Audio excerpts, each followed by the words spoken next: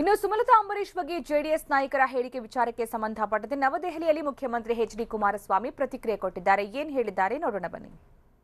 ರೇವಣ್ಣ ಅವರೇ ಹೇಳಿಕೆ ಕೊಟ್ಟಿರಲಿ, ತಮ್ಮಣ್ಣವರೇ ಕೊಟ್ಟಿರಲಿ, ಯಾರೇ ಹೇಳಿಕೆ ಕೊಟ್ಟಿರಲಿ, ಸುಮಲತಾ ಅವರ ಬಗ್ಗೆ ಯಾರು ಚರ್ಚೆ ಮಾಡಬೇಕಾದದ್ದು ಅನವಶ್ಯಕ ಅನ್ನೋದು ನನ್ನ ಅಭಿಪ್ರಾಯ.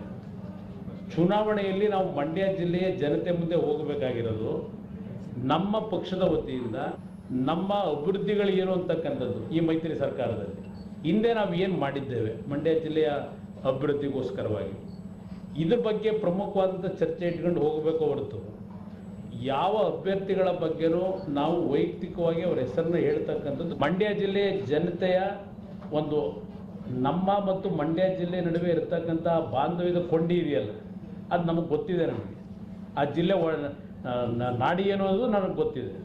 ಅದರಿಂದ ಯಾರ ಬಗ್ಗೆನೂ ನಮ್ಮ ನಾಯಕರುಗಳಿಗೆ ಮನವಿ ಮಾಡ್ತಕ್ಕಂಥದ್ದು ಸಣ್ಣತನದಲ್ಲಿ ನಾವು ಮಾತನಾಡೋದು ಬೇಡ. ಅವ್ರೇನಾದ್ರು